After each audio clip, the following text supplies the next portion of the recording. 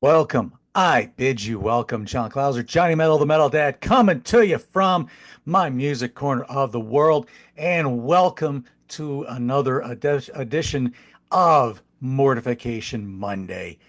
Yes, today we break away from Light Force and now we get into the meat of the Mortification catalog with this self-titled debut album that originally came out on Intense Records, which was a division of Frontline Records, 1991. Gotta love this cover with the kind of that almost like a vomiting of souls into the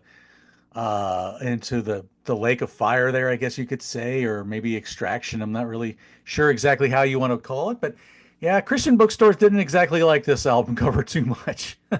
They tended to go with a basically a straight black cover with with the Mortification logo on it. And that was what some Christian bookstores carried as far as that album goes. All right, so little particulars first about this. Um, this was produced by Roger Martinez. Roger Martinez was the vocalist and songwriter for a band, another Christian thrash band from California called Vengeance Rising.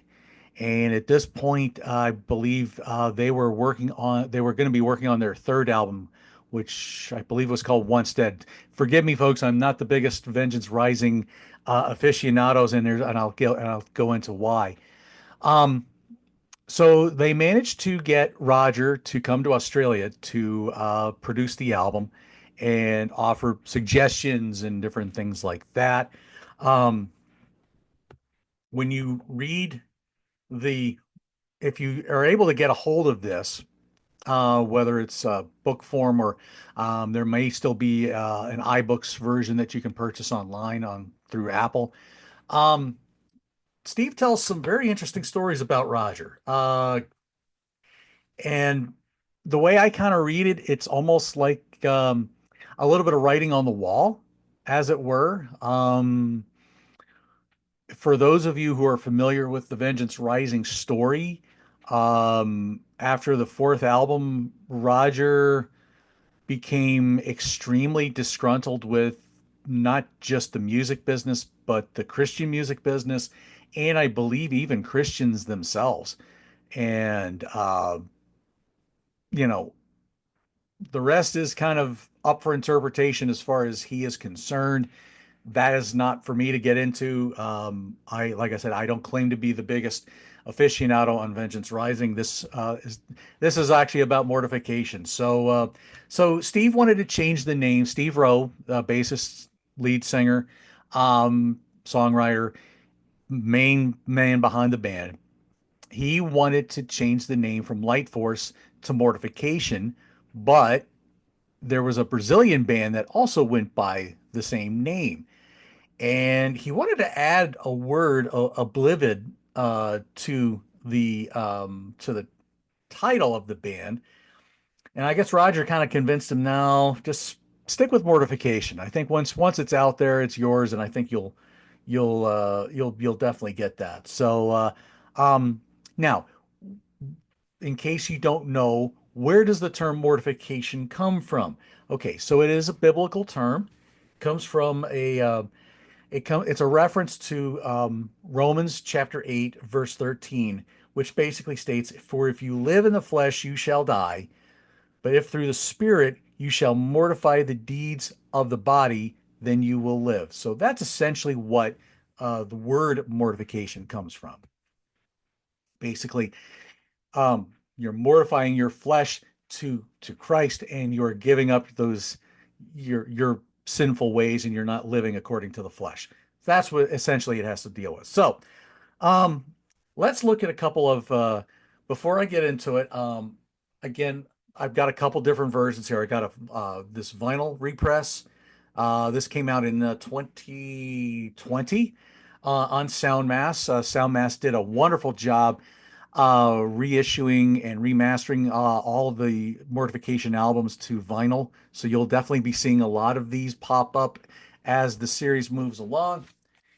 Here's a shot of the band here. You got Steve Rowe here. You got Michael Carlisle here on guitar. He replaced Cameron Hall at this point, and Jason Sherlock on drums. Um, and this lineup would stay this way for the next three albums, as well as the live album before Jason Sherlock would leave the band. Um, Here's another version. This is a really cool slipcase version, um, with another picture of the boys in the back there. Uh, and then this is the back of the CD. So you have, the guys with all the looks like they kind of came out of the wrapped around your finger video from the Police, but with all the pictures. Um, and then of course this is the original Intense pressing. And There you go. So also something of note here. I don't know if it's not on the CD. No, it's on the back cover. ADD. How you remember that? All you original CD people, you had AAD and ADD and DDD. Well, digitally mixed, analog recorded. So there you go. All right, let's get into the songs on this album. Starts off with a song called "Until the End." This one was written by Michael Carlisle. This one song is really about just giving your. A lot of the songs here are about giving your life to Christ and this, seeking that spiritual maturity, the dying of flesh, a lot of Revelation references here. This is a really strong riff rocker that gives way to a very Euro thrash type of sound. Something that Steve was kind of going for here. He was influenced by bands like Bolt Thrower and Creator, and Sodom, I think, was in there, and Tank, Motorhead, Iron Maiden, all those bands. Obviously Slayer and Anthrax, and the California thrash, which Roger was familiar with, but unfortunately he didn't really know much about the Euro thrash, which, given the extreme metal, was also a little bit of a surprise to Steve. But it's still a very strong song. You get Steve in more of a deeper growling kind of voice instead of that whisper, howl, growl kind of thing he was doing on Break the Curse. Um, there was extra lead guitar work here done by a fellow by the name of Derek Shawn. Don't know much about him. If what Maybe just a friend of the band or something, but he also was a very good player here. Um, Next song, "Brutal Warfare." This is an updated sound on this from the Break the Curse demo. This is Jason Sherlock and Stephen Rowe written song. Basically about spiritual warfare. Was a very popular song to play live for the band for quite a while. Strong thrasher, great song. Bathed in Blood. This one was a Jason Sherlock written song. Thrasher, about Jesus' sacrifice on the cross. You get more lead work here from Derek Shawn. Another strong track. Really deep, deep guttural voice here. Maybe not quite so growly, and he doesn't quite perfect it yet, but it's you can seriously hear it there. Really strong. Satan's Doom. This is another Jason written track. More of a death metal feel to it. Longest song on the track, a little over 6 minutes. Um, you get Mick Carlisle solo hearing here. I also hear a little bit of early Slayer influence. Thinking like Show No Mercy, Hell Awaits kind of era here. Next up is the shortest song on the album. This one clocks in at 34 seconds. Again, updated from the Break the Curse album. The song's called "Turn." Again, written by Jason. Again, Mortification would become known for these little quick 30-second, minute or so long tracks that just like repeat like a line or something like that, but they were just really thrashy, intense kind of songs. No Return, another Jason written song, a very Euro influenced thrasher here. Again, choosing Christ. Don't go back. Don't go back to that life you were leading.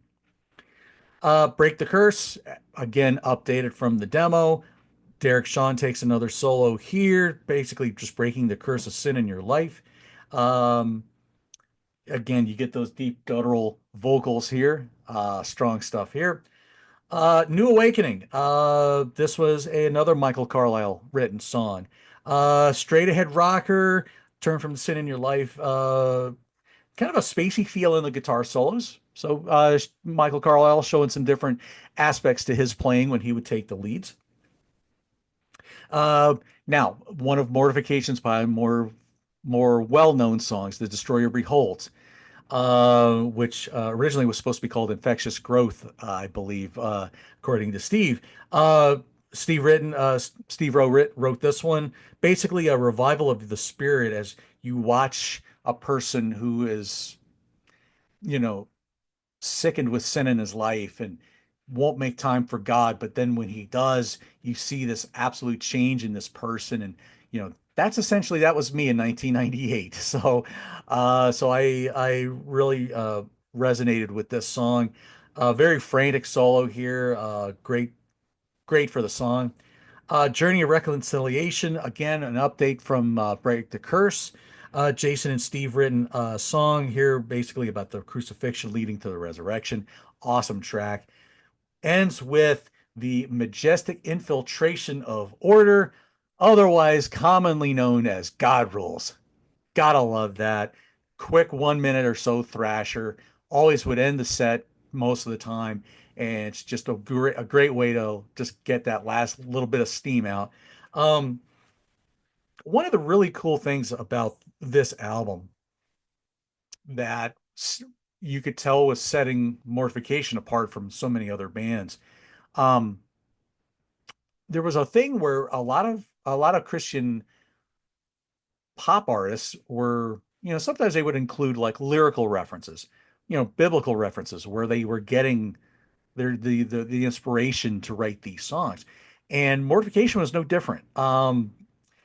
There's at least one, two, three, there's at least about eight references for Until the End. There's about four for three or four for Brutal Warfare, and it just goes on and on. So there's a lot of different biblical references that you can almost take in and use as a Bible study if you wanted to go that far. So again, for a young Christian like me, discovering bands like Mortification at that time was very pivotal for me because again, I got away from all the heavy metal stuff in my life and I really just kind of wanted to focus on, okay, what is it about God that I need to learn? How does that look for in my life? But I still had that metal itch. So when I was introduced to bands like this, that really itched that itch, but yet I was still getting fed because I was getting Christian messages thrown in there. So there you go. Mortification self-titled. I appreciate folks who are going to take this journey with me through this catalog. I really look forward to doing this, and yeah, because now we're getting into right now. This is the next couple albums I'll be talking about. These are probably the main meat and potatoes of the band. That if people know the band, these are going to be the albums they'll know. So next week I will be taking a look at Scrolls of the Megaloth.